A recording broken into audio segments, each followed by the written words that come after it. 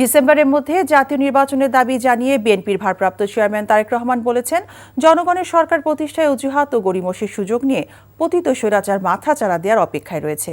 তিনি বলেন, বাজেটের আগে এনবিআরের ওপর সংস্কার চাপিয়ে দেওয়া অর্থনীতির জন্য ভালো নয়। হাসান মাহমুদের রিপোর্ট। ৭১-এর মতো রক্তাক্ত মুক্তিযুদ্ধ অনুষ্ঠিত হয়েছিল। রাজধানীর ডিপ্লোমা ইঞ্জিনিয়ার্স ইনস্টিটিউশন মিলনায়তনে ন্যাশনাল পিপলস পার্টি এনপিপির ১৮তম প্রতিষ্ঠা বার্ষিক উদযাপন আয়োজনে লন্ডন থেকে অনলাইনে যুক্ত হন বিএনপির ভারপ্রাপ্ত চেয়ারম্যান তারেক রহমান। তিনি বলেন, দেশে গণতান্ত্রিক সরকার না থাকায় দেশি বিদেশি বিনিয়োগে স্থবিরতা এসেছে। রাজনীতি ও অর্থনৈতিক পরিস্থিতি নিয়ে মানুষের মধ্যে তৈরি হয়েছে অস্থিরতা। সরকার যেহেতু জবাবদিহিমূলক নয়, সেহেতু নৈতিক কারণেই সরকারের সুনির্দিষ্ট পরিকল্পনা জনগণের সামনে স্পষ্ট থাকা প্রয়োজন।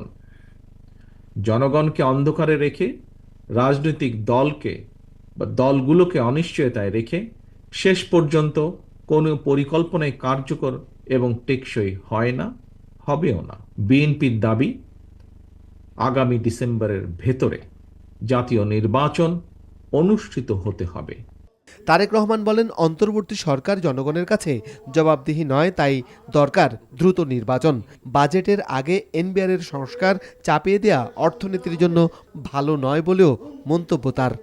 বাজেট পাশের ঠিক আগ মুহূর্তে অন্তর্বর্তীকালীন সরকার হঠাৎ করেই এনবিআরের সংস্কার চাপিয়ে দিয়ে রাজস্ব আদায়ের ক্ষেত্রে যে একটি অচল অবস্থা সৃষ্টি করেছে, এটি আমাদের অর্থনীতির জন্য কিন্তু খুব ভালো বিষয় নয়।